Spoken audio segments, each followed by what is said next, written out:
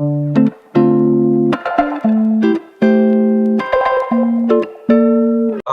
everyone. Welcome to our first webinar in the year of 2022. It's TJ from Luohan Academy. Today, we are very happy to have Professor Rod Garratt from University of California, Santa Barbara, to talk about privacy and central bank digital currency, so which is obviously a very important topic. So Professor Rod Garratt is a chair professor in economics at UCSB. He has served as a technical advisor for the Bank of International Settlement, a research advisor to the Bank of England, and also a former vice president of New York Fed. During his time at New York Fed, he co-led the virtual currency working group for the Federal Reserve System. After leaving the Fed, he consulted for the Payment Canada R3 on Project Jasper, a proof of concept for the wholesale interbank payment system that used distributed ledger technology. Also, Professor Garratt received his undergrad degree from University of Waterloo and his PhD from Cornell University. He has published in leading economic journals, including Econometrica, American Economic Review, and the Journal of Political Economy. He is also associate editor of the Journal of Financial Market Infrastructures, and also the Journal of Network Theory in Finance and Digital Finance. So without further ado, please join me to welcome our speaker today. Professor Garratt, the floor is yours. Please take it over. Well, thank you very much. So I want to just thank you for the opportunity to present today, and more generally for the opportunity to be part of the Luohan Academy. I've enjoyed many talks in the past and certainly hope to continue to do so in the future. And so today I will speak about privacy and central bank digital currencies, and I plan to do this by discussing two papers. So I'm going to quickly summarize a recently published paper with Martin van Oort, who is currently at the Free University in Amsterdam. And then I'll go into detail on a new contribution with Michael Lee from the New York Fed. And the main point I want to convey is that privacy aspects should be built into central bank digital currency in some form. And I'd like to emphasize that I don't see this as adding a new feature to central bank money, but rather that something that needs to be done in order to preserve the same level of payment services that people have derived from central bank money in the past. And so, in fact, I'm going to argue that adding privacy to CBDC can increase social welfare in some cases, and in other cases, it can be justified on the grounds that it improves consumer welfare, something that I believe is well within the mandate of many central banks. And so, just to get started, let me jump to a diagram that maybe some people are familiar with, but it's something. It's called the money flower, and it's a taxonomy that I prepared with Morton Beck when I was a technical advisor at the BIS, and the idea of this it's essentially a Venn diagram is to show the different ways that money can be categorized, and in particular how we should think about Bitcoin, central bank digital currencies, and the like. And so if you're not familiar with this, the idea was to think about money that's widely accessible, so that means anyone can use it, versus money that can maybe only be used by banks, money that's electronic or non-electronic, whether or not the money is issued by the central bank. And then this idea of peer-to-peer has to do with whether or not, in order to move the money, you need to communicate with a central authority. And so think about cash as being the perfect peer-to-peer money, and that I can just hand it to you, and that's a transaction. I don't have to contact my bank and ask them to send deposits to someone. And Bitcoin, of course, is something that's in the spirit of a peer-to-peer money. There's no central authority that you have to contact. And so then when we think about central bank digital currencies, they fall into these gray areas. So central bank money in general are all in these gray areas. So standard reserve accounts that central banks provide to commercial banks are electronic, they're central bank issued, but they're not peer-to-peer, that's account-based money.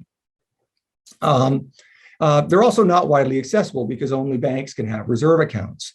And then when we get to these other two categories here, which is where I really want to focus, we're talking about money that's issued by central banks, that's widely accessible, and that's electronic. And then we have to just distinguish whether we're talking about account-based money, account-based CBDC, or whether we're talking about money that might be available in a tokenized form, so money that could be transacted on a digital ledger. And I really think this type of money is important. So I do think that tokenized central bank money could be very important in the future. But with the exception of maybe a couple of cases, the Bahamas or the Eastern Caribbean, I don't believe most central banks are really ready to be issuing tokenized CBDC. So most of what I say is going to apply to this category.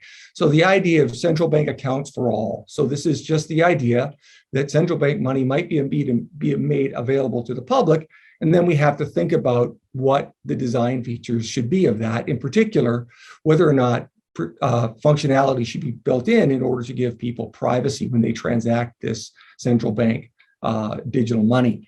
I also want to emphasize that the privacy that I'm going to be referring to in this talk is transactional privacy. So that's the ability to purchase goods from a retailer or another individual without revealing your identity or other details or payment history to that person that you're transacting with.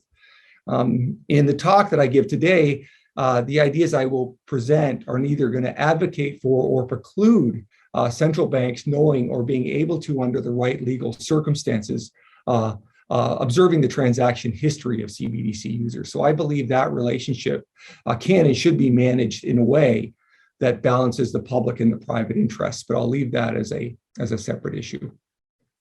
So let me just start off by pointing out what many people know, that there's lots of work being done on central bank digital currencies. A recent BIS report indicates that 86% of member central banks are actively engaged in CBDC work. And then I've just provided a couple of references of situations where central banks have explicitly mentioned their interest in considering privacy. So privacy is a live and viable option when thinking about central bank digital currency, regardless of the form. And in fact, Uruguay's e-peso pilot, which took place a couple of years ago, included privacy provisions. So the transaction data was encrypted, but it could be decrypted if legally required. Okay, so with that background, let me go ahead and start the main talk. So really, as I mentioned, I'm going to try to achieve two objectives. I'm going to consider two roles for privacy preserving CBDCs.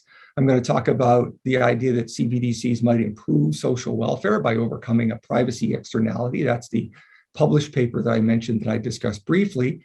And then I'm going to spend most of my time talking about this idea that CBDC might be able to improve consumer welfare by changing the division of surplus. Okay. So let me start off by talking a little bit about this idea of a privacy externality. So the idea here is, I think, pretty straightforward, and it's based on this premise that your information, the things that you do, the choices you make, reveal something about you. So something that could be reveal your willingness to pay in the future, your preferences for goods. But these choices also reveal things about people that are like you. And so merchants can draw inferences based on the things that they can observe. So they can't observe your willingness to pay. They can't observe your reservation price, but they can observe characteristics that might be correlated with these things, and that these characteristics might be common across individuals who have similar willingnesses to pay. And because of this, there's this essentially, which is an externality, there can be a market failure. In particular, individuals may not be properly incentivized to protect their private information. And again, this is because they don't bear the full cost. If I think about whether or not I should protect my privacy, and if doing so is costly, I might make a private decision not to do so. But when I don't protect my privacy, if that allows the retailer to price discriminate against you, then that might be an incorrect social decision. That is, again, because I'm not internalizing the cost to you, I only internalize the cost to myself. So again, from an economic point of view, this can lead to suboptimal privacy protection choices.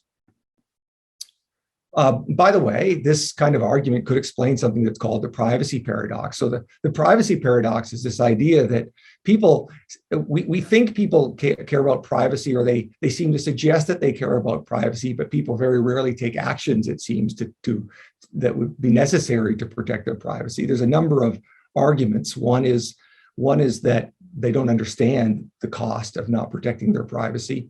Another idea is that they do protect it optimally. But what we're arguing is that there's this idea of an externality. So they recognize that there are some benefits to protecting their privacy, but they don't always do it optimally because they don't internalize the social costs. And so what we do in this paper is we show that CBDC can induce individuals to protect their privacy by reducing the cost of preserving privacy in payments below the perceived private benefit. And then we also argue that this is better than subsidies. And so, I mean, so in principle, you could imagine that we might subsidize people to protect their privacy. That's also actually probably a pretty difficult thing to do. But in any event, we argue that the CBDC would be a better way to do this. And so just to convey this idea, let me just spend a few minutes on this chart. So this is figure 2 of the published paper that's in the JPE. And let me just verbally describe a little bit about the model that's necessary for you to understand this model or this figure. And so the idea is that in this model, firms have to decide if they want to set prices today so that they can learn about consumers in order to price discriminate against them tomorrow. So that's the basic way the model works. I have to make this decision today on pricing. I can charge a high price to you to see if you buy, to see if you might be a high reservation price individual. If I decide to make that decision and I learn that you are a high reservation price individual, then I can see some observable characteristics about you that I can then use possibly to price discriminate against people in the future. But I only want to do that if the information that I could obtain from attempting to price discriminate against you is worth it. And so what we do in this chart is we think about that in terms of this idea called profiling error. And so profiling error is a measure of how much error there is in the signal I get from you when I attempt to price discriminate against you today in terms of the value of that signal in terms of price discriminating for people tomorrow. So if the signal is very precise, so if I find your reservation price today, that will tell me exactly about someone else's reservation price tomorrow with similar observables, then I'll always price discriminate. So that's a case where we really don't need payments data ultimately or additional information. If the signal is full of error, so that I never really learn anything, then I'm never going to price discriminate. And by the way, in this model, it's imperfect price discrimination. So when the firms are attempting to price discriminate, sometimes there are no sales in cases where there should be. So price discrimination is socially suboptimal. So this green area is identifying the socially optimal market outcomes, see where there's no price discrimination. The white area is designating the cases where there's socially suboptimal outcome because firms engage in price discrimination. But the interesting area is this middle area.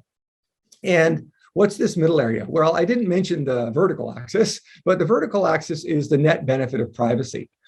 So if it's greater than 0, so the idea is that you get some benefit from privacy when you pay. The idea that you can pay without revealing your information gives you some utility, but it might be costly to protect your privacy. So that's subsumed into one variable on this axis, so just the net difference. So if that's positive, that is the benefit to privacy is greater than the cost, then you're in this region. If the cost is greater than the benefit, you're in this region.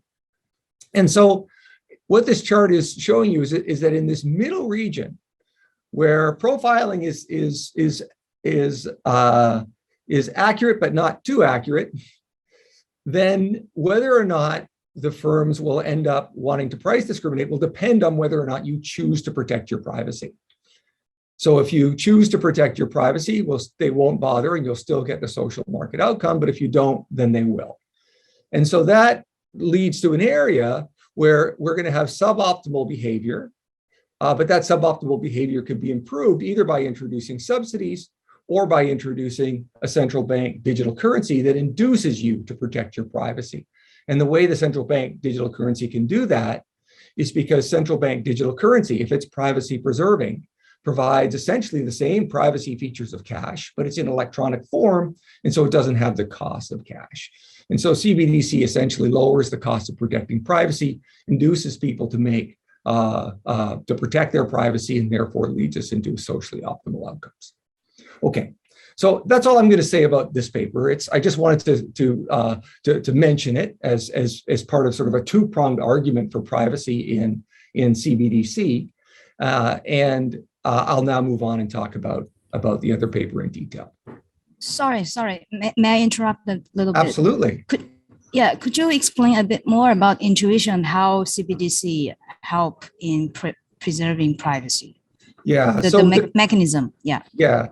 So the consumer has to make a decision about whether or not they should preserve their privacy, and they're in this economic environment where they face the potential. They face firms who are potentially going to price discriminate against them, and they have to weigh the private benefits of protecting their privacy, which include not only the innate privacy that they feel from protecting their privacy, and the possible difference in what the market outcome will be, against the cost. And what this, sure. Yes, can I understand in a way that they add some kind of noise in an aggregate level, or just hide all the information selectively from the firms? Let me clarify that point. So just to finish what I was saying, the firms then have an economic, or consumers then have an economic decision to make on whether or not it's worth it to preserve their privacy. But they only base that decision on their private benefits, and that can be socially suboptimal. The error that we're talking about here has to do with the profiling. So what you should be thinking about here is this idea that I mentioned, that consumers have a reservation price in this model. They have a willingness to pay. That's true in reality as well. But that's private. I can't look at you and tell how much you're willing to pay for something. But I could test you. I could offer you a high price and see if you're willing to pay that high price. So I might be able to learn that you have a high reservation price. Now, when I see you are willing to pay this high price, I might also see observable things about you. I might see things about, see what you're wearing, for example. I might see that you have a baseball cap on of a particular sports team. I'm just going to give an example. And so then maybe I could make this inference that people who like this sports team have a high reservation price for my good. And so then when I see someone tomorrow who happens to be wearing that same baseball cap, I might be tempted to also charge them a high price. And so whether or not that leads to success very often or not, that's captured in this profiling error. So if the profiling error is very high, then actually the baseball cap is not a very good signal. And if the profiling error is very low, then it is a very good signal. And in this intermediate range, it may or may not be a good signal. Great. Thank you. Okay, so let me go ahead then and move on and talk about the new paper. So this is called Monetizing Privacy with Central Bank Digital Currencies. And as I mentioned, this is with Michael Lee of the New York Fed. And here we take a very different approach. And so the starting point of this paper isn't that payments data might be used in order to learn something about you to price discriminate, but rather that the data is actually sometimes used to make products that consumers like better. And so in this model, we're going to focus on this aspect. So we're going to assume that there's no difference in the willingness to pay for goods across consumers. So there's no role for price discrimination or externalities of the type I just considered. Okay. And I want to emphasize that this is an increasingly important consideration because organizations are becoming increasingly adept at collecting, sharing, analyzing data. So we all know that this is done by Google, by Facebook. And in fact, payments data itself can be particularly valuable. So one thing that you can get from payments data is that payments data will allow you to match multiple purchases to the same consumer. So for example, even if I don't get payments data, I might just see sales. I might see how much of a good is sold, and that might tell me something about how popular it is. But if I can see multiple purchases by the same consumer, I can start to build a fuller demand profile for that person. So payments data is valuable. And in fact, that's reinforced by many patent applications that have been filed by commercial payment providers. So I'm going to just jump to one because I think it's quite interesting to take a look. So this is a patent. That's actually a typo. That should be 2014. A patent that was filed by American Express. And I just highlighted 2 paragraphs of the long patent document. One is that it explicitly mentions that they want data pertaining to the transaction. So they want payments data. And the other interesting thing is that they mention that they may supplement this data with third-party sources. So I think the interesting idea here, and it's kind of interesting to look at all the third-party data aspects that they might be interested in. But the main thing I wanted to use this slide to convey was the idea that even if you have lots of data, we think about something like social media platforms and firms, Facebook might know everything there is to know about you. They still want payment data. Okay, and that's conveyed in this patent. And that idea is also, I think, conveyed to some extent by the behavior of the Libra Association. So actions taken by companies like Facebook to try and get payments data or control payment services or offer payment services signals that they would like to have additional data beyond the amazing amount of data about you that they already have. Okay, and here's just a quick example, just to drive home the ideas.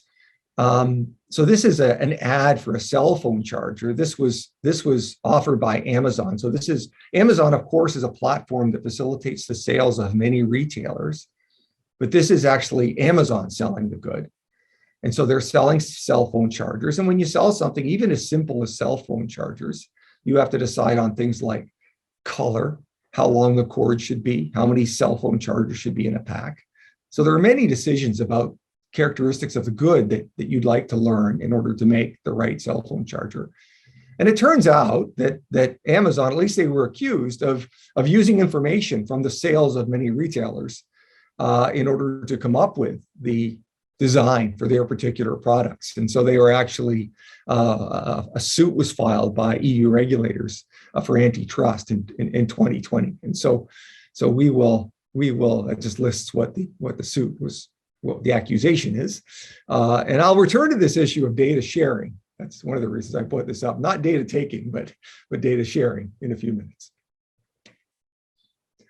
Okay, so who benefits from consumer data? So I just argued that data can be used to make products better. I think that's fairly straightforward, but who benefits? So one thing that seems to be true is that consumers are not typically compensated for their data. There's various reasons why they're not. One is the winner-take-all aspect that I'm going to describe once I give you a model of the market, leads to monopsony in the data market. So there's a single buyer for the data. They have all the power. Another idea is that data is often valued in the aggregate, not individual. I don't really just want your individual data. I want to get a complete market profile. And also, it's difficult to collectively bargain. So you can't call up Amazon and say, I want you to pay me for my data. Collectively, we might be able to, but that's difficult to do. Those types of unions, in some sense, data unions don't really exist. Although I'm going to argue that an effect that's similar to that can occur in the marketplace. Oh, excuse me. Sorry. Sure. So I have one question. So here, basically we are arguing that with additional data, so the platform can improve the quality of the goods, right? Yes. So in that case, the consumers will benefit from better quality indirectly. Well, yeah. So that's you've hit the nail on the head. So that, but the goods are going to be better quality, but it doesn't necessarily mean the consumers are going to benefit. It depends on how much they end up paying for them. Okay. So what I'm gonna show you is that the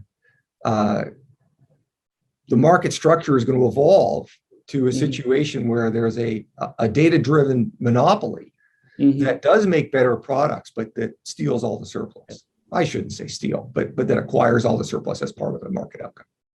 Okay, thank you. And that leads us to our next point. So if that's what's happening, what, if anything, should the government do about it? Government slash central bank do about it? It's not clear that they should do anything, but I'm going to argue that I'm going to suggest that there's an argument that they should do something. I'm also going to touch on another possible answer, which might be that you might think that if the problem is that we have the formation of a data-driven monopoly, then maybe we should do a data sharing policy. So I'll just discuss that.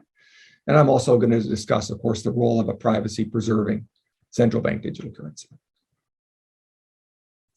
Before I go on, let me just, there's a question?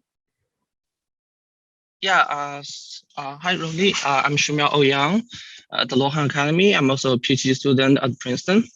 So I have recently done research using the Alipay data and showed that actually indeed, as you mentioned, the payment data is very useful. And in the Alipay setting, it kind of promotes the credit provision to the underprivileged group. So in that sense, it's kind of beneficial to some of the groups. So it's not the platform taking all the benefits. So even though in some kind of definition, Alipay is a monopoly of data in some situations, but still it can be mutually beneficial because it helps with the matching and also reduces the information asymmetry. Yeah, so that's my point. Thanks. No, that's a fantastic point. Like I'll just say a couple of things. One is we don't deal with credit provision in this model, so that's not something that's going to come through in this model. But I do agree it's extremely important.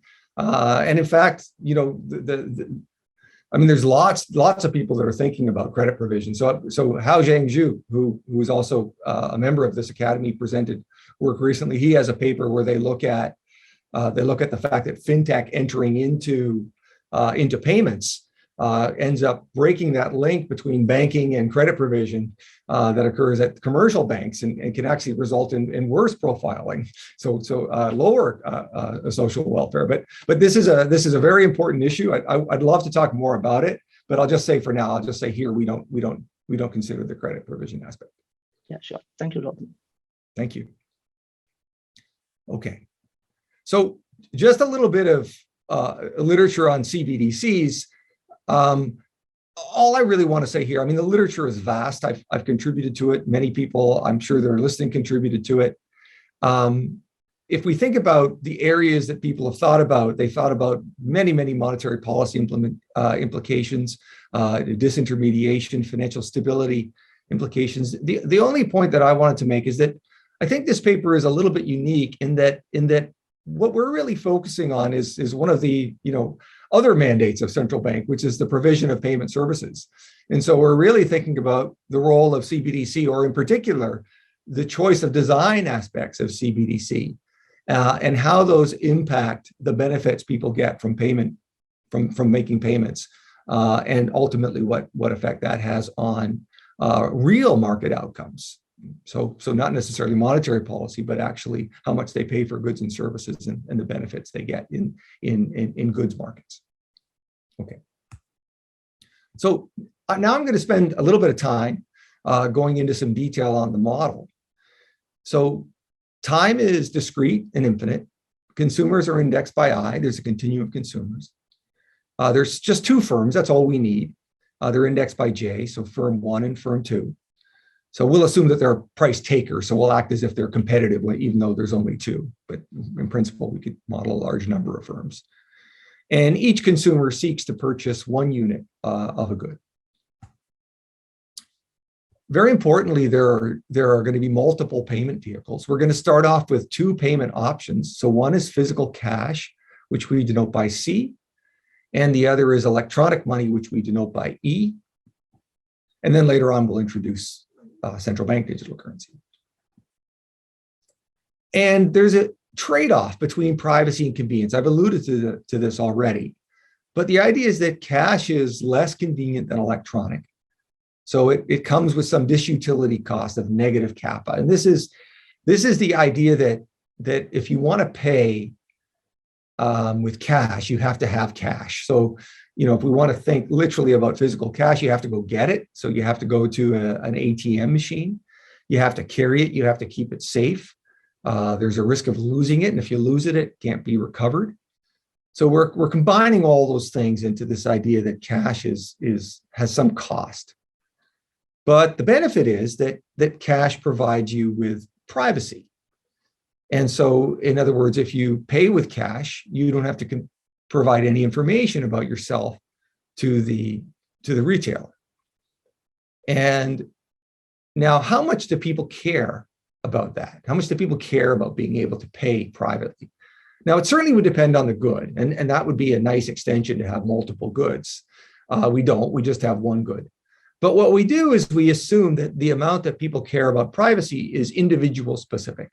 So it's denoted by this parameter alpha I.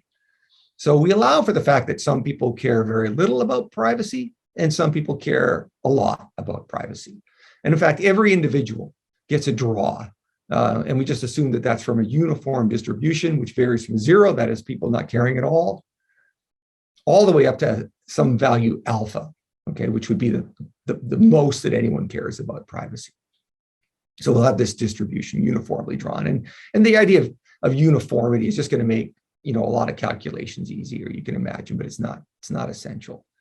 And then we'll also assume that kappa, the cost of preserving privacy, is less than alpha. So at least somebody's willing to protect their privacy, okay, even if not incentivized to do so. Okay.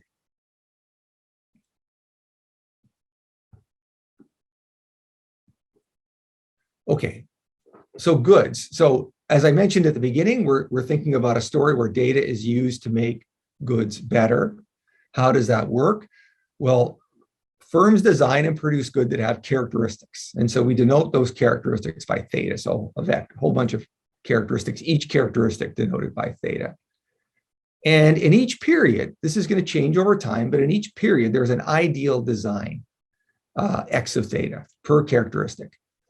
So if you think about this, on a color, so it's some ideal color that the cell phone charger cables might be, or if it's length, it's the ideal length. And we assume that's defined on a continuum, right? So it's just a value between, say, 0 and 1. And consumers enjoy products that match more of their preferred characteristics. In fact, it's kind of important that we make these characteristics defined on a continuum for each characteristic. So what that really means in the model, and again, it's a little bit of a simplifying assumption, but I don't, again, think it matters that much.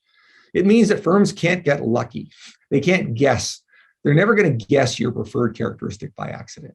So it's going to make data like strictly valuable. Like as you get more data, you can specifically get more and more characteristics right and make goods that are specifically better. We don't have to factor in this possibility that if you just make a product design at random, you might get it exactly right.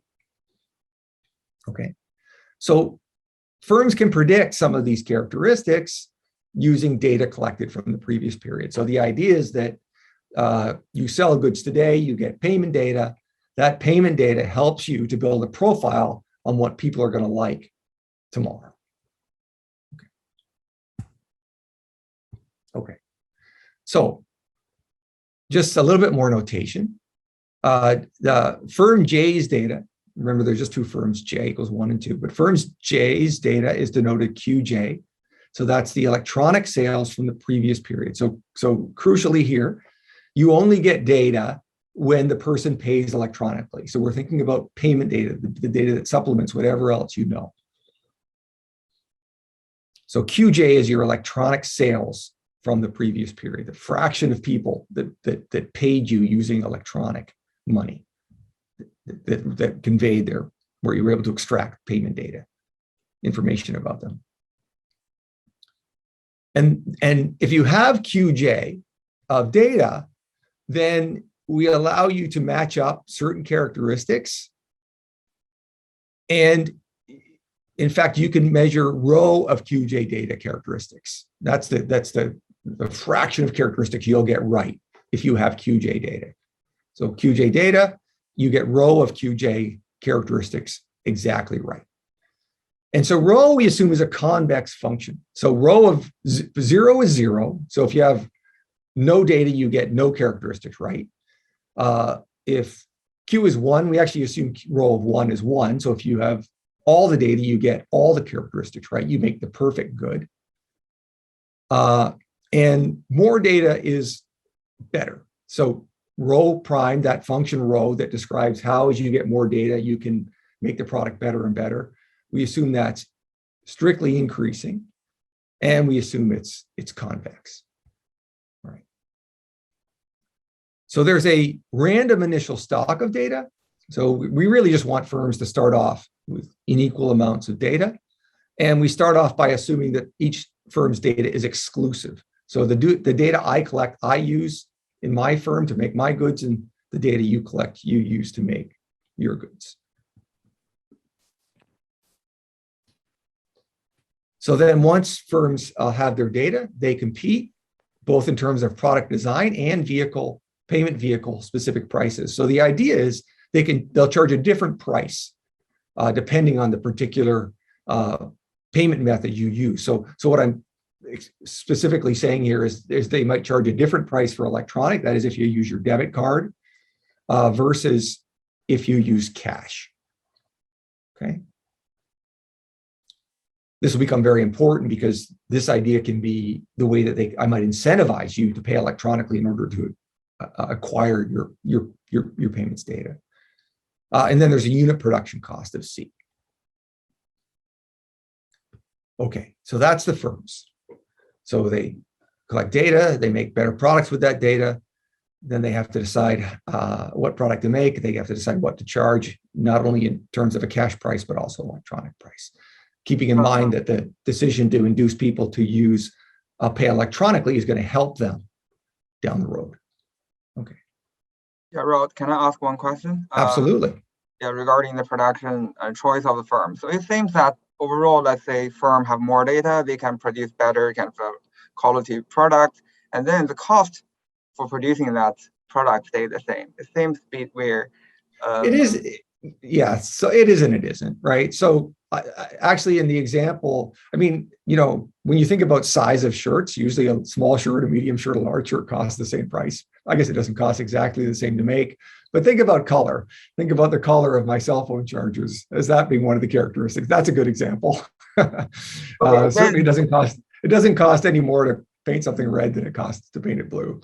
But yeah, your point's well taken. You might think that over time, they're going to not only, I mean, I don't know if learning more about their data is going to allow them to lower their costs, but I think more what might be true, or what certainly could be true, is that the characteristics that I see you like might be more costly to provide than other characteristics, and we don't allow for that either. Yeah, then it seems to be that the characteristic you mentioned about seems to be the color, this kind of stuff. So in the sense, in the aggregate, it's like we can produce a product that better match to individual needs. It's not like there's a kind of on the aggregate there's some innovation from. No, but that's yeah. Sorry for interrupting. Yeah, so it's not like in the aggregate there's some innovation that everyone's quality becomes higher and higher. So now it's like kind of redesign the product a little bit for each particular version, maybe suit some people more. No, it's more about, it's the idea we're focusing on is more about this idea that data allows you to build the products that consumers like better, not necessarily better products. So, and you don't have to think it necessarily about physical products. So, you know, maybe I'm, you know, like I'm giving you like a tax package or something, like some kind of software. And just the way that the software is designed, or the user interface, or just different features of how the product is designed that people like better than other ways that the product is designed. So it's really not so much about our modeling is really not so much about product improvements, so much as they are about the many ways that a product could be configured and coming up with a way that people like the best. Yeah. Okay. So that's firms. Great questions, and all of these things are, of course, things that could be extended. Could be extended in the model, but I think hopefully I can convince you that the model is delivering some interesting insights just the way it is. So let me move on to consumer preferences. So consumers make decisions. They choose between the goods that the two firms offer, and they choose how to pay. Not most importantly, but that's a highlight of this analysis. So they get utility from purchasing J's good of the following form. So one thing I didn't mention, but we assume that any good that a firm produces is going to be usable. So it's going to have some baseline characteristics that give utility V. And then that's supplemented by this row function, row of Q, which is, if you recall, this is how many characteristics you get right as a function of the data you get. And then gamma is just a parameter in consumer preferences that say how much more they like products that have additional characteristics that match their tastes. So this is the utility they get from consuming the good. They have to pay for it, so minus the amount they pay, and that depends on M, which is the method of payment, so that could be E or C. And if the method of payment is in fact C, so if the consumer actually pays with cash, then they get additional utility, alpha I minus kappa. So these are just indicator functions. So these indicator functions are only going to equal 1, of course, if alpha I is greater than kappa. So consumers that actually have a relatively high preference for privacy, higher than the cost kappa, will also get this utility if they pay with cash. Okay. If this is negative, they would not choose to pay with cash. They would pay electronically. Okay. And so one assumption is that we'll assume that the taste parameter, gamma, is sufficiently large. Okay, that essentially that firms are going to want to induce, to make it interesting, so that firms are going to want to induce consumers to, in some instances, reveal their private data by paying.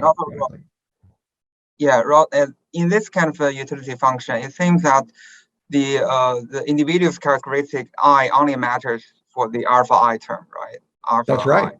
Yeah, that's right. The only thing that's individual here is the preference for privacy. That's exactly right. Yeah, then it seems that in loss period, whether or not the company has my own information does not matter. It does not track the individual I's history, right? Yeah, well, so formally in the model, remember the way it works is that well, there's a continuum of consumers. So in the model, no one's individual data is useful, but on aggregate, the larger a measure of data you have, the better products you can make that everyone's going to like in the future. Okay, so it's increasing the kind of average utility for all consumers. That's right. Yeah. I mean, again, we're so two things I guess I'll say. So one is, just like you said, the only thing that's different, that differs across consumers here is the alpha I, and this is very different from the first paper that I just summarized. So there, consumers had different willingnesses to pay, and there was this externality. As I mentioned, when we moved to think about this argument for privacy, we wanted to isolate this new idea or this different idea that data was used to make products better. And so we wanted to abstract from these individual differences. And you'll see how it works in a minute. The alpha I's end up still being very important because that's what firms really compete on here is customers, how many customers they get in order to make better products. Okay. So I won't be specific here about how big gamma has to be, but I please invite people to take a look at the paper for that. But like I said, we need the value of data to be sufficient that firms will be incentivized to acquire, to incentivize people to pay electronically to acquire this data. Okay. Equilibrium. So equilibrium is just what you would think it is. Firms have to develop products and set prices to maximize expected profits. Consumers choose product payment vehicle pairs to maximize utility. So they have to their product and how much it costs for each payment vehicle to buy it. And then we focus on a long run steady state equilibrium in which market shares per payment vehicle are stable. So now I get to the first result, which is that there is a unique steady state equilibrium in which a single firm dominates the market. And I think it's pretty intuitive. It's not trivial to show, but because it is a dynamic model in which the data you acquire today helps benefit you tomorrow. But what happens essentially is that one firm gains a small informational advantage. In fact, we start them off with differences, so one of them has an advantage.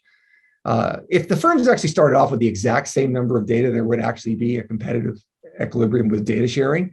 But if anything ever upset that ever so slightly, then the dynamics would move towards a dominant firm that I'm talking about here. So once firms gain this small advantage, they extend their market share, they acquire more payments data, and they establish dominant control over the data and the market. And there's really two things that happen in this equilibrium, which I'm not going to go into great detail here. But there's the creation of a data-driven monopoly. So that's the idea that one firm dominates the entire market because they make a better product. And then there's the question of how good that product is. And so actually the way we do it in the paper right now is we make gamma, this preference parameter on privacy, sufficiently large that people value privacy enough that the firms are willing to pay enough to compensate them to acquire all of their data. And so we end up with an equilibrium, not only where there's a single dominant firm, but also an equilibrium, in which case that firm induces everyone to pay privately. Or sorry, pay electronically to provide their data. Sorry to interrupt. I'm trying to understand the mechanism. So how the firms are different from each other? What makes them more competitive than their peers? Yeah, thank you. So the firms are the same in terms of technology. They both can produce a good at a cost of C, but each period they have to decide what type of good to produce, and the quality of the good they produce is going to depend on how much sales they had in the previous period, because they learn from the previous period's data what type of good people are going to like today. So because firms acquire different amounts of data, they make differentiated products. So again, consumers only want to demand one good, and they want to demand the good that's best. So each firm is going to make equal. Yeah, but that's the equilibrium result. I mean, by definition or by assumption. Oh no, this is the market. This is what happens in equilibrium. So all the firms are just the same, and somehow accidentally some firm win and be the yeah, what you said is exactly correct, and it really comes down to this I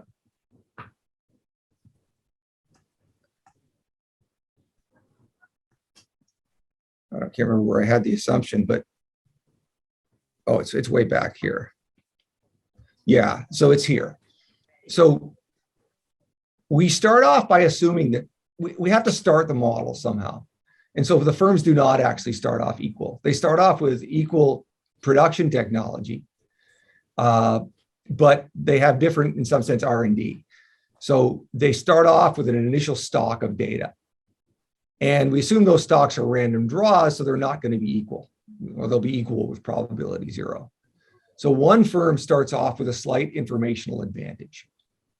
Once a firm has an informational advantage, the general equilibrium dynamics are going to be such that that firm is going to turn that advantage into full market share. It's going to end up building a better product. All the consumers are going to come to that in equilibrium. All the consumers are going to come to that firm. Therefore, that firm is going to get all the data that's necessary to make the best product in the next period. So it's an equilibrium result. So long as we start off with slightly different market shares, then an equilibrium result is that we'll converge to a situation where one firm makes all the sales, collects all the data, and maintains that dominant market position. And follow-up questions. And so in this model, there's no kind of heterogeneity in consumers, right? I mean, only in terms of they all like the same ideal good. The heterogeneity is in terms of the privacy parameter. Yeah. So there's kind of a no aspect for product differentiation. So yeah. No. And again, I mean, it's not that I don't think that's important. It's just that we wanted to abstract from that in this model. And so again, if I go back to the previous paper, their consumers did have different willingness to pay. Yeah. Yeah. Okay. So, but let's just talk about what happens in this data-driven monopoly. So the monopolist induces all the consumers to use electronic payments. And what's the total surplus? Well, as I said, there's two things that happen in this data monopoly. One is one firm gets all the sales, but also the way we set it up, although again, it doesn't have to be that way. The way we set it up that firm induces everyone to pay privately. So they collect all of the data. And what that means is they make the perfect product. It's just I think, a simpler story, a cleaner story. All right. So one firm is makes the perfect product. So the total surplus that exists in the economy is V plus gamma times rho of 1. And actually that's 1. I just leave the rho of 1 here so we can see that this gamma is weighted against the perfect product. And then of course it costs C to make it. All right. So that's the surplus that we're getting. So that's the best that can be gotten. And what happens to pricing? So in fact, there was this question right at the beginning of the talk when someone said, well, isn't data making the product better? Well, yes, but okay, but are consumers getting any of that? And so what happens in pricing? So the dominant firm is going to produce this good that has utility V plus gamma times rho of 1. So essentially V plus gamma. And the competitor doesn't have any data.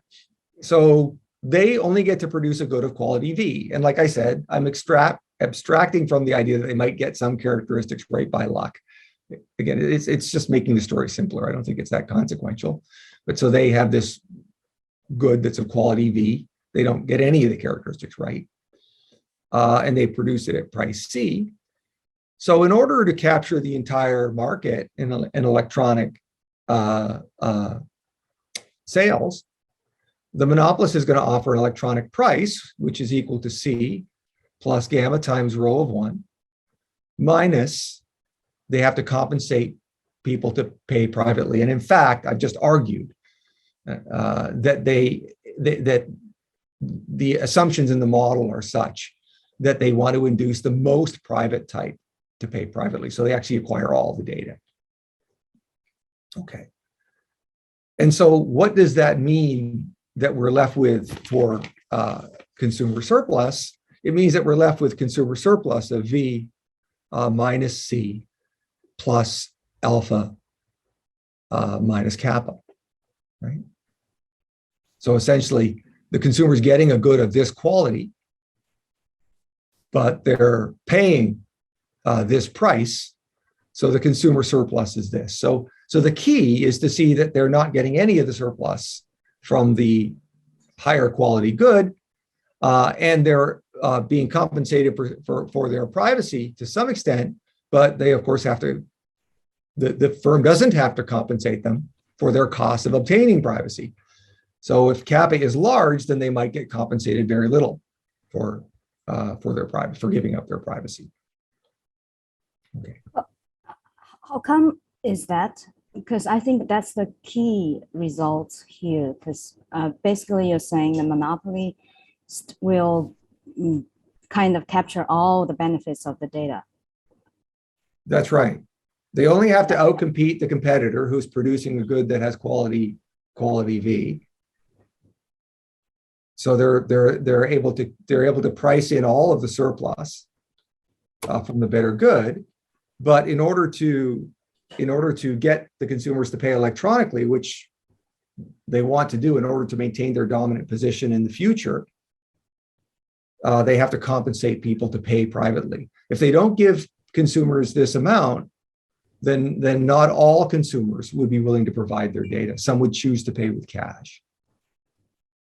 So what you say there is a different competitor and of the firm, and they would like to kind of decrease the price. So I'm trying to understand the market power, the market competition thing here.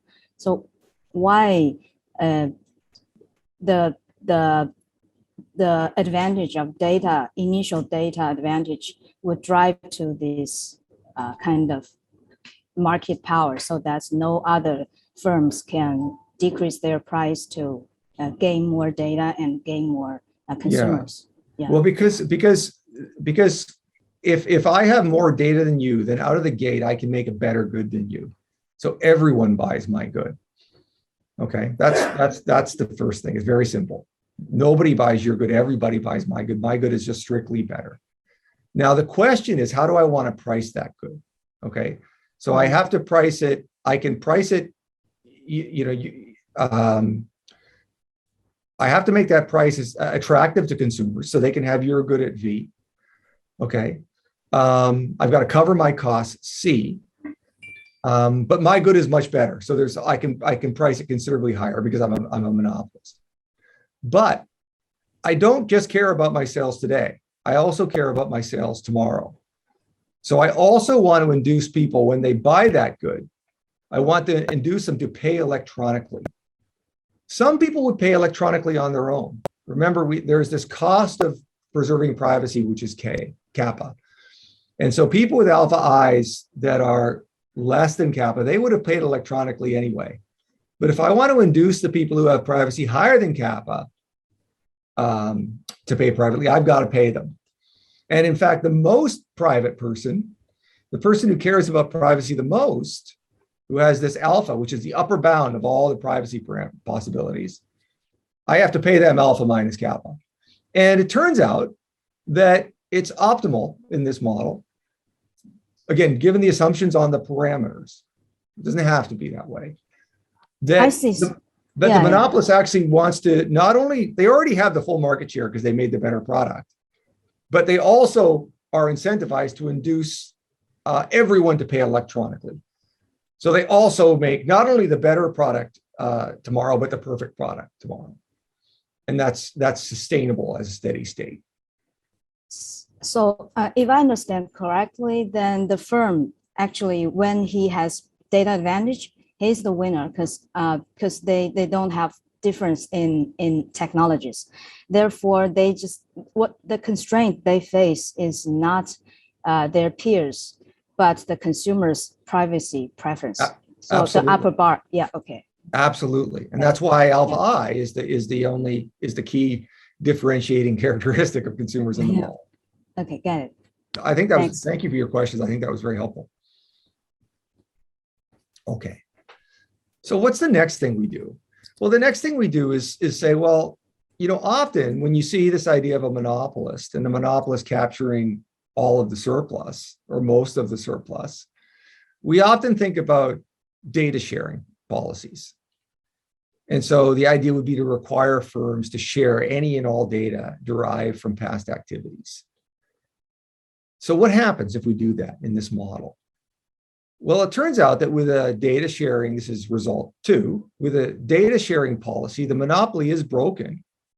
So that is, we will end up having the two firms survive and equally share the market. Okay, so that's result 2. But, just a quick argument. I mean, I think you can understand that competitors are going to produce goods of equal quality.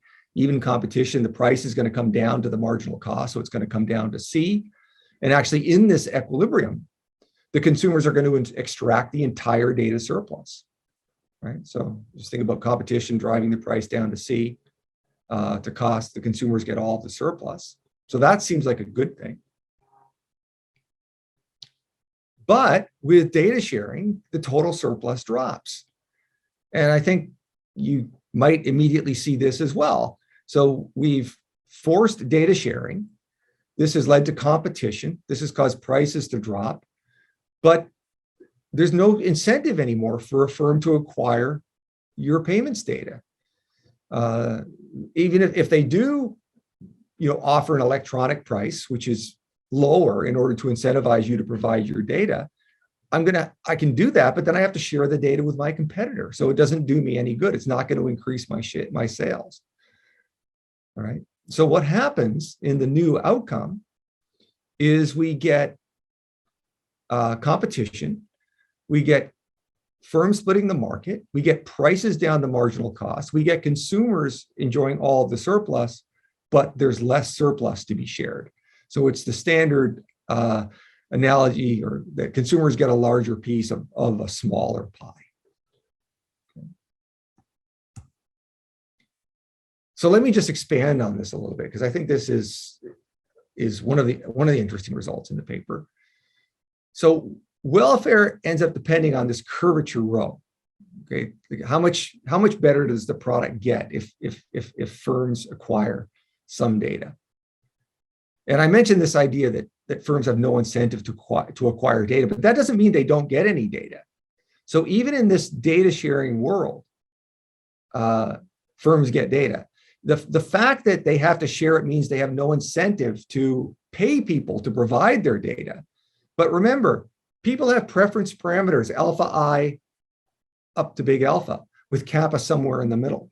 So all the consumers with alpha I's greater than kappa, between kappa and alpha, those people are going to pay privately.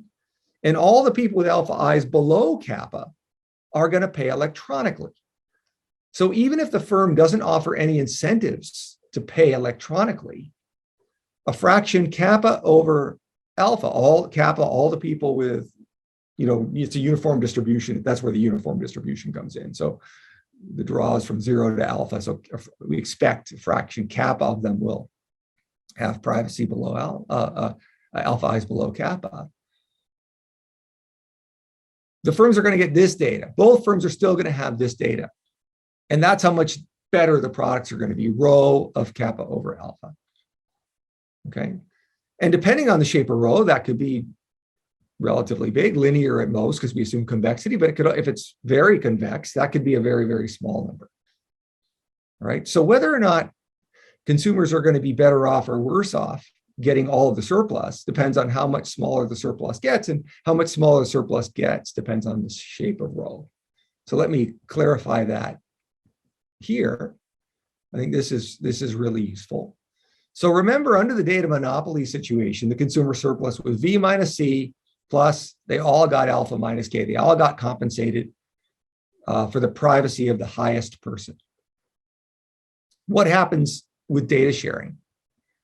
V minus C, and they get this much, their gains from privacy go down, okay? Because, now that we're only integrating, we're only integrating from 0 to kappa, okay, the alpha I's. But they actually now do get whatever surplus is generated from the data. They do now get it, and that's this term. So this is smaller than this, but this is positive. So it's unclear whether or not this is going to be bigger than this. Okay, it's unclear, but it's easy to understand. It depends on the shape of rho. It depends on how well firms are able to make better products as they get more data. And so that would be an empirical question. All right. But the point is that if this term is very small, if this is very convex, if rho is very convex, so even with kappa over alpha being relatively big fraction, this could still be a very, very small number, then consumer surplus is going to fall when we introduce data sharing. Okay.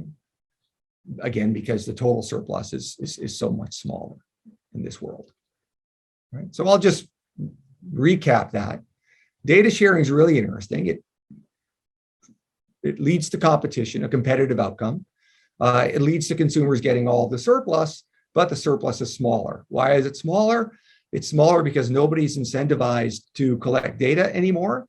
And the amount of data that firms do get may be sufficiently small that the overall surplus they get doesn't compensate them for what they were getting compensated from before. Okay. Okay, so now let me move on to talk about privacy preserving CBDC. So we have this idea that we have electronic payments that are easy to use. We have cash. Cash is privacy preserving, but it's costly.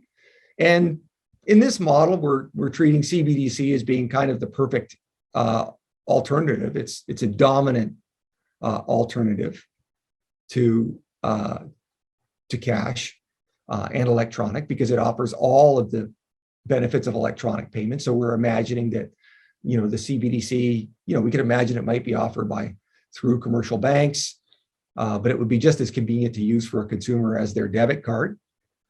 But it's not costly like cash. It doesn't You don't have to get it from ATMs. You don't have to store it. You don't have to protect it, that sort of thing. So if we have this CBDC, which comes with a privacy benefit of alpha I, but doesn't come with the cost kappa, sorry, then really the fourth result is pretty straightforward. If we do not introduce data sharing, but instead we introduce a privacy preserving CBDC to the original equilibrium, the data-driven monopoly equilibrium, the underlying market structure is going to be preserved.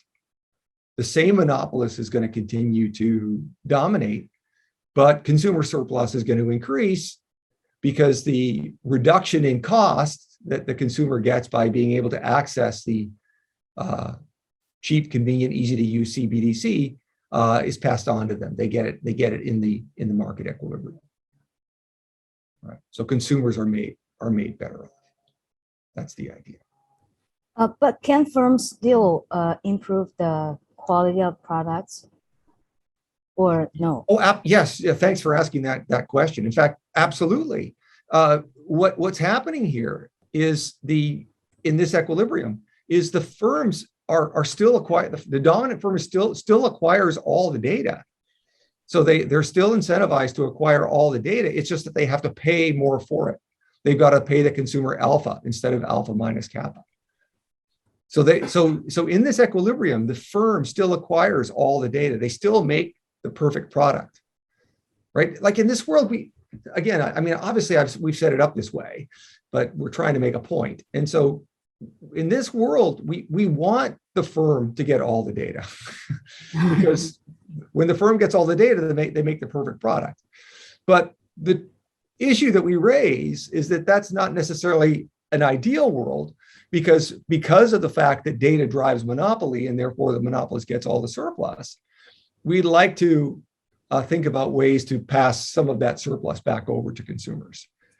And in this case, the privacy preserving CBDC does that because it essentially gives the consumers a better threat point, right? So remember, why does the monopolist pay the consumer at all for their data?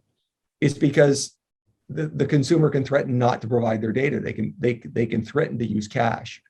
But when we introduce the CBDC, that's a better threat point. I can now go use CBDC and it's even cheaper to me, so you need to pay me more. That's all that's happening here. I see.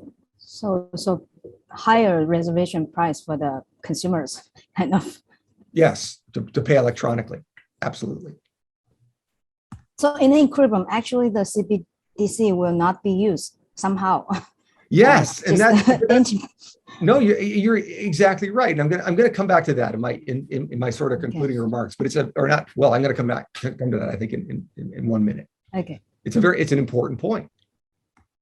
Good observation. Yeah. Okay, so this is kind of I'm going from a 2-circle Venn diagram to a 3-circle Venn diagram, but low cost, privacy, digital. So I think in this very, very simple picture, what's really changed is cash used to be up here. It used to be relatively low cash. Like even this idea of, going to an ATM and so on, it's costly, but, high cost, that's hard to say. But in the digital age, with e-commerce and, the idea that where we buy almost everything, at least here, I buy almost everything on Amazon Prime. I don't know how to pay Amazon Prime with cash. So it's the cost of preserving my privacy and electronic payments with Amazon Prime is, as far as I can tell, prohibitively costly.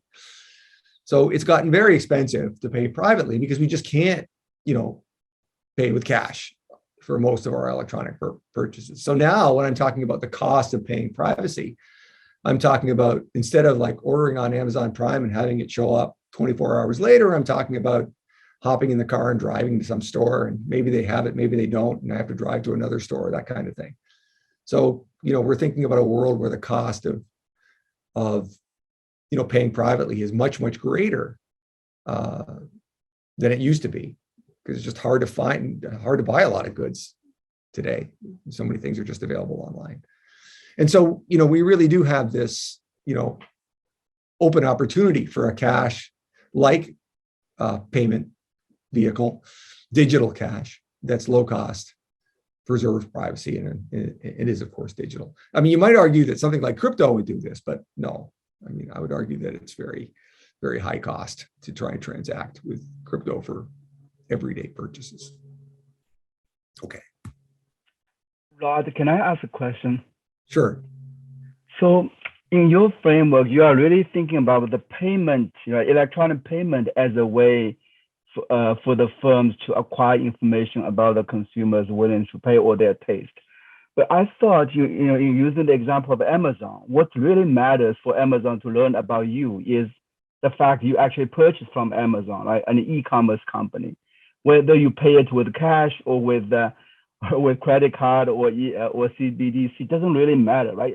I feel like the only way for you to not be learned by Amazon in terms of your taste is you go buy somewhere else, like offline purchase. I understand you are focusing on payment vehicle, but I just want to see what's your justification for payment vehicle being the main source of revealing the consumer's taste.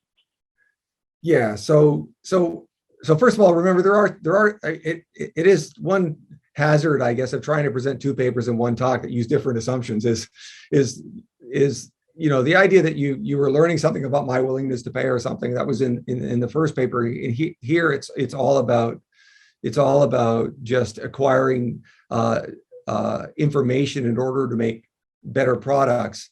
But I think what I can sort of restate your question, and it's a reasonable, very reasonable one, is that things like Amazon, I could observe sales volumes. I could see which charger is selling the most. So why do I also need the payments data? And the answer that I give, and I mentioned a little bit at the beginning, is that, well, first of all, we're not really thinking about cell phone chargers. That's just kind of a convenient example to get the ball rolling. And the idea of color was a nice one because it was different colors don't cost any more than any other color. So that kind of fit the modeling of costs. But we really are trying to argue that payments data is valuable in addition to the data that the firms get elsewhere from observing volumes and things like that, just sales volumes and things like that. And it doesn't always have to be true. In fact, if I went all the way back, I don't know if it's worth it, but too many slides.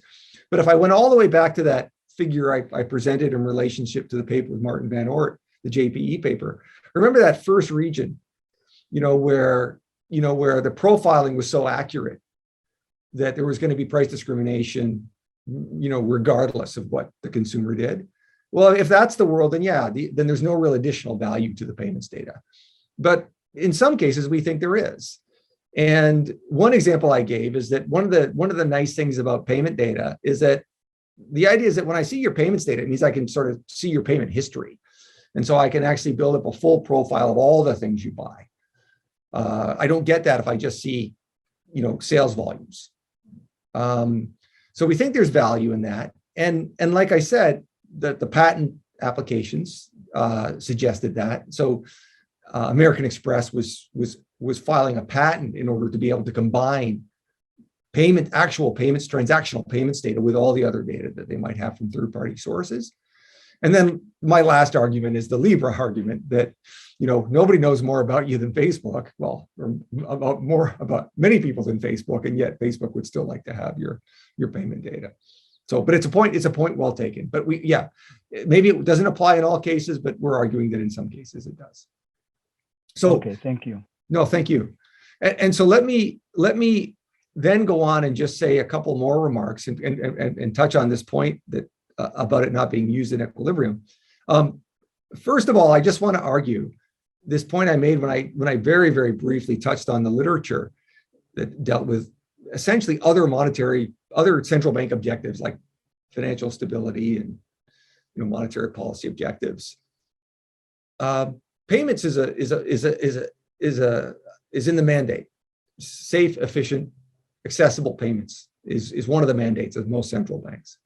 And as I tried to say at the very beginning, I don't see adding privacy to CBDC as adding a new feature. I think this is a feature that existed in cash, maybe not consciously, maybe just the way cash developed over time, but it existed, and it's deteriorated due to the way markets have evolved, in particular the rise of e-commerce. And so consumers are not getting the same payment services out of cash that they used to get. And so I think it's well within the mandate to preserve that, in some sense, the status quo. So that's one thing I'm arguing. Okay. Second question that sometimes come up is why does the central bank have to do this? Why can't some private entity provide this? Well, the previous person that asked the question hit the nail right on the head. Well, because nobody is going to use this in our model. And so there's no profit. Now, keep in mind that, and by the way, a number of models that are modeling central bank digital currencies, the working paper that came out of the Bank of England, number of studies, David Andelfato, a number of studies, the Jonathan Chu papers from the Bank of Canada, and David Andelfato has a separate paper. Their money becomes essentially a threat. The CBDC becomes a threat point that influences interest rates and other things in financial markets. So that's it's a relatively emerging as a relatively common theme. But I'd also like to add that one thing we don't do is we don't incorporate the cost of providing the CBDC. You know, all the infrastructure that the central bank would have to set up, all the, for example, what's going on in China with DCEP. I mean, that's not free. But what I would like, the way I think about it at least, is that I'm not advocating that central banks should introduce a CBDC for these reasons. What I'm advocating is that central banks are contemplating CBDC for a variety of reasons. And when they decide whether or not to introduce a CBDC, they have to design it, and they have to have design characteristics. And privacy is a choice in that world. And I'm arguing that there are benefits, either in terms of increasing social welfare, that was the first paper, or improving the distribution of surplus by adding privacy features to that CBDC. So think about a CBDC that so it still might get used because it's going to be introduced for other reasons. But what we're talking about is whether or not we should add this privacy feature to the CBDC. And then lastly, I also mentioned that I was talking about transactional privacy. This is about the retailer not seeing my data. This isn't anonymity. This doesn't necessarily mean that the central bank doesn't see the data. All right. So as I said at the beginning, I'm not advocating that. I'm not opposed to that. That's a decision where central banks and governments have to balance the private and the public interests. All right. But this is just about shielding the data from the retailer. And central banks are the best position to do that because they have no profit motive to share customer data. Okay. Rod, I have a question. Actually, you briefly touched on that question. I want to ask about at the very end, you talk about the central bank and the data privacy. So here at the very beginning, before you introduce a CBDC, so the trade-off between cash and electronic payment is very clear. So the kind of the cash you have. You don't have the information. That one had the information, the electronic. So now when you introduce a CBDC, then you need to think about how these two things, the kind of privacy and the kind of data interact, right? The information. So you briefly mentioned at the very end, kind of the central bank has the kind of know the information. You don't have privacy probably with the central bank. But that also means that the central bank had the information, had the data. In principle, if the central bank is a social value maximizer, it can also kind of share the information with the economy. So basically, I want to think about how to exactly think about the trade-off here. If you think of the privacy, right, and the data is the benefit, and if you do cash, you have privacy, but you don't have data. if you do the electronic payment, you have information, but you don't have privacy. That's before, that's the baseline model, the transaction and the payment data. But now when we introduce CBDC, you have to think about how this trade-off exactly interact. It depends very much context specific. It depends on how the central bank designs the CBDC and how central bank, if the central bank can keep privacy, how to share the data with the economy. But if you share the data with the economy, maybe there's a leakage to the privacy. So that's very complicated. Now it's not very clear. It's not as clear as the baseline model. Yeah. So I mean, you're raising a lot of issues, and and you're introducing some new possibilities, right? Which is the idea that the central bank, if it had data, it could share that data in some way that's optimal, which is a really nice thought. I mean, we had thought a little bit about the idea that, what if you had if a private, if a private firm had the data and they could sell the data, what would happen? Well, in that case, the way they'd maximize the value of the data would be to sell it all to one person. And so if we had some profit maximizing entity in charge of the data, I don't think it would change anything. But if it was a central bank, I think it would. But keep in mind, though, that again, in this model, the central bank doesn't get any data, because the CBDC just ends up being a threat point that induces the private firm to pay consumers more, but the private firm still gets all the data. The consumers still pay electronically. So the firm gets all the data. The central bank doesn't get it. The CBDC is not used. But again, that's in this stark model. I do think it's well worth what you just raised, this idea that in equilibria where the central bank digital currency is used, and the central bank is acquiring some data, the fact that they would share that in some optimal way because they're not driven by a profit motive it's a very interesting point. Thank you, Rod. Thanks. Yeah, thank you for raising that. Hi, I just have a small comment. I really enjoyed the paper, and I think the most important lesson I learned is that we indeed need competition in the market to kind of take care of the privacy cost. And the solution you give is the CBDC as a threat point. But I'm thinking about what if you introduce kind of market competition in the firms or in the markets, so that they can threat each other in that sense. Maybe it will alleviate the necessity of CBDC to some extent.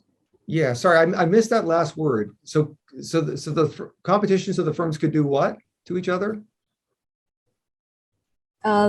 So it kind of the function of the CBDC here in the model is that it kind of works as a threat point for the monopolist to kind of take care of the privacy costs. But what if, say, you introduce more firm dynamics or firm structures so that the firms can compete with each other? Then the necessity of a CBDC will not be that much from my point of view. Just a guess. Yeah. No, absolutely. That's right. So first of all, just to clarify or emphasize, not clarify, but emphasize, you're right. The competition we're talking about here is competition in payment services. So it's quite interesting because a lot of people have raised the idea that that's needed. That's one of the reasons for having a CBDC is to provide competition in the provision of payments. But what you raised is that if we interested other aspects of the model, yes, it would change the conclusion. So one thing we don't allow is one firm to get ahead by doing R&D, independent R&D to build a better product, independent of what they're learning from consumer preferences. And if we allowed mechanisms like that, then it's possible that a new firm could overtake the firm, even despite its data advantage. So I do think in a richer model, we would expect different things to happen. But I think what's the point of a simple model? It's to deliver a point that we think is basically true, right? And so I think this idea, I think the idea here is that, what we want in this world is we actually want the firms to get the data. We don't want to come up with policies that prevent them from getting the data or that don't incentivize them to acquire the data, because the data makes the world a better place. And then the only issue here we're focusing on in this second paper is the division of that surplus. And so we want to come up with a way to give the consumers a bit more surplus, but not disincentivize for them to collect all the data. But yeah. The concern I have in mind is that for this kind of level of simplicity, then we may ignore the risks of, say, the government take too much roles in the market activities. Yeah. Well, I will say there are simple aspects to the modeling, but it's still not that simple. You know, everything's sort of fully endogenous. It's a dynamic, steady state general equilibrium. So even doing it this simple is not totally simple. But yeah, your points are very well taken. Thank you. But if I can, let me just get to this last point, which is I mean, I think I've already summarized these points. One of the last things I just wanted to mention is that one of the other aspects I think that's important in considering privacy with CBDC is that if we introduce CBDC, we being central banks, then of course, you know, we want it to be used. And privacy can increase the desirability of CBDC. As I mentioned a few seconds ago, I think it creates this, in some sense, dominant payment choice in some circumstances. And it also is going to interact with other design choices. So I wanted to give just a little bit of an advertisement for some new work with Jiaheng Yu and Haozhang Zhu that is related to the design of central bank digital currencies. And there we discuss how privacy aspects of or convenience aspects of CBDC, privacy would be one of those aspects, interact with interest choice. So how much interest it pays, and show that these features can end up interacting in interesting ways to produce interesting outcomes in deposit and lending markets. So I'll stop there and see if there are any other additional questions. Yeah, thanks, Rod. It's very interesting. Any additional questions for Rod?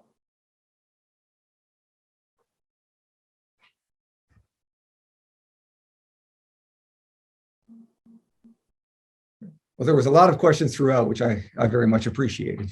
Yeah, maybe I want to ask one last question, because in China, the Chinese kind of central bank recently start to kind of do this launch of the e-RMB, and also they do this kind of I think it's quite costly for people to know there's a new form of digital money and know how to use it. And I think, to me, there's some at least there's some cost for the consumers to kind of switching their kind of purchase behavior, and also for the kind of government, they have to do a lot of investment to make it possible. So how could that kind of cost incorporate in this kind of analysis? Well, so I think that's a really important point. I mean, I think it's kind of interesting, but we spend a lot of time thinking about CBDC and the role CBDC could have. But if you, you know, I can only speak to my experience here, but if I walked out on the street in Santa Barbara and asked someone what the difference is between central bank money and commercial bank money, they wouldn't know the difference.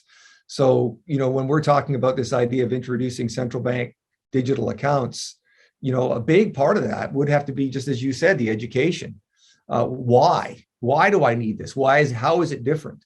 And on that dimension, I think this is where privacy is one of the big features. So, you know, I think, you know, otherwise, you know, what is this for? You know, if it's not differentiated from commercial bank deposits. And so I think you're right. Education is important. I think that's going to be, you know, when we move from the conceptual phase to the rollout phase in many places, you know, having it be successful is going to depend on, you know, a lot of people doing a lot of good work in explaining and educating and hopefully, you know, designing something that meets consumer demand so it is successful. Okay, great. So if there's no other, we will stop here. Thanks, Rod. Again, it's a very interesting talk. I think all of us learned a lot. So wish you kind of Happy New Year and look forward to see you soon in our future webinars. Thank you. Thank you very much. Bye. Thank you. Thank you, Rod. Interesting talk. Thank you.